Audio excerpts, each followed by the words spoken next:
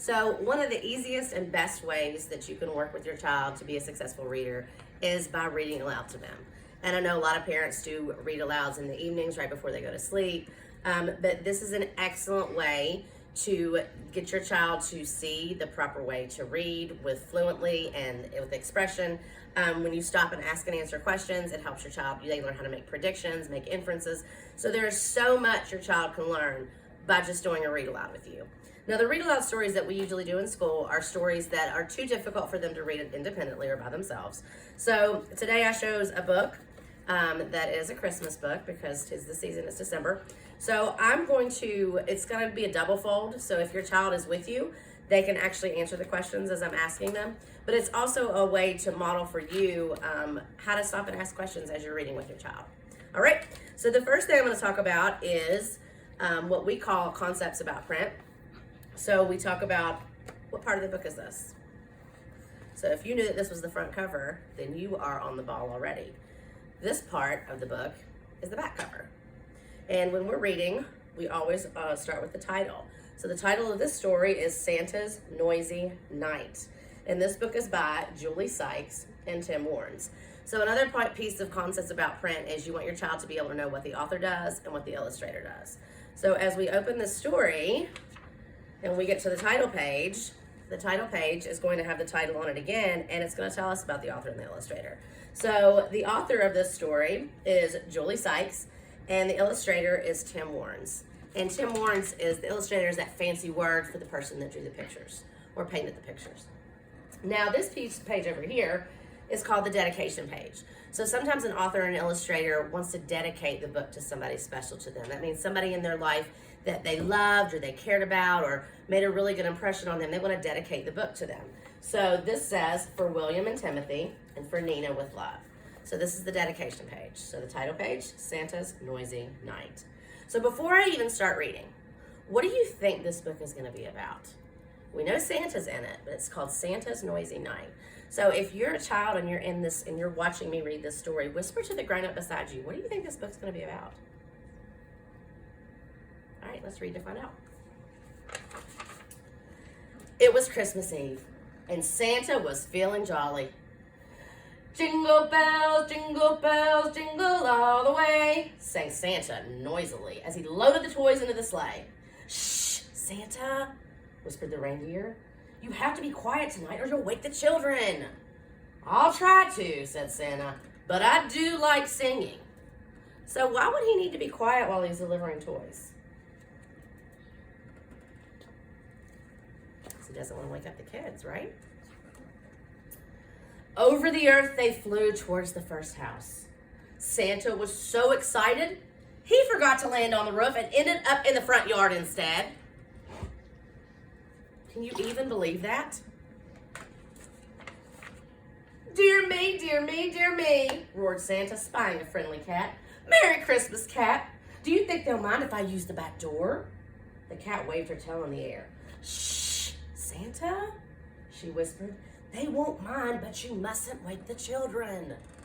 Of course I won't, said Santa, jumping out of the sleigh. So the cat told him to be quiet too. Why do they keep telling Santa to be quiet?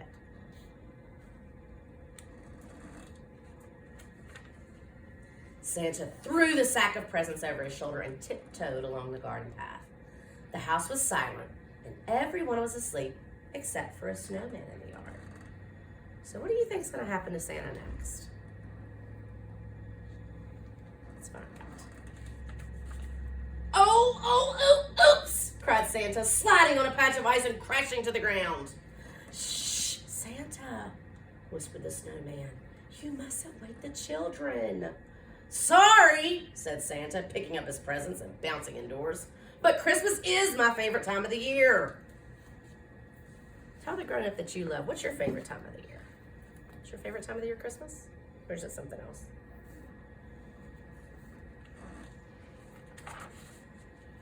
When he reached the Christmas tree, Santa stopped bouncing and pulled some presents out of his sack. One was a jack-in-the-box, which burst open. Santa jumped in surprise. Why do you think he jumped? Does it look like it did? You think it scared him?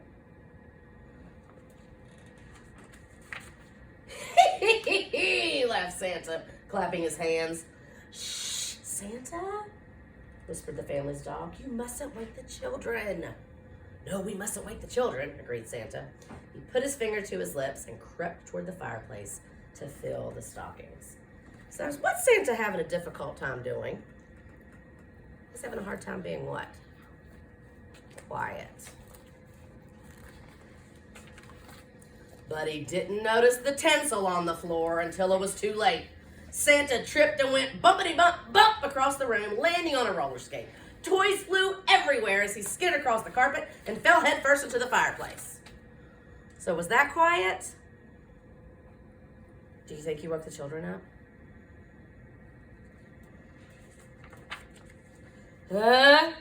Achoo! Sneezed Santa, rubbing the soot from his nose. Shh, Santa, said the kitten, sleepily from an armchair by the hearth. You mustn't wake the children. Yes, we must be quiet, whispered Santa, scrambling to his feet. So if you sneeze, do you know the right way to sneeze? Into your elbow. You want to sneeze into your elbow so you don't spread germs everywhere. So you always sneeze into your elbow and then you got to wash your hands. That's super important. All the time. All right, let's see what Santa's going up to next. Santa picked up his sack and hurried back to his sleigh, for there were many more places to go before Christmas Day. Finally, they visited the last house and Santa's sack was empty. Santa rubbed his eyes sleepily and called, "Home, reindeer!" And with a toss of their heads and a jingle of bells, the reindeer leapt into the sky. Where do you think they're going now? If they finish their last house, where are they going now? Ho, ho, ho! Shouted Santa loudly. Here we are, home at last. I know, he added softly. We mustn't wake the children. It had been a busy night, and Santa felt very tired. He made himself a hot cup of hot cocoa, put on his slippers, laid back in his armchair, and fell fast asleep. Do you have hot cocoa? I'll put marshmallows in my hot cocoa.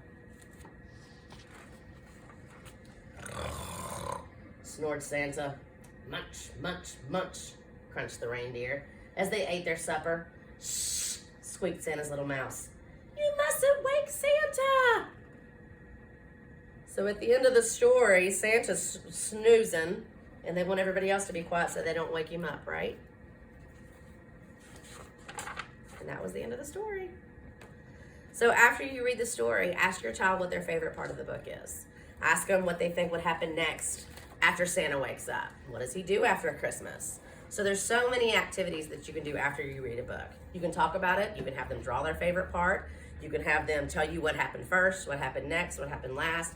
These are all different strategies. That's sequencing, what happened in the beginning, what happened in the middle, and what happened at the end of the story. You can compare it to other Christmas stories that you've read. So read alouds are a very powerful way to help your child be an excellent reader, but it's also a good way for you to spend time with them and bond with them. So I hope this was helpful. See you all soon.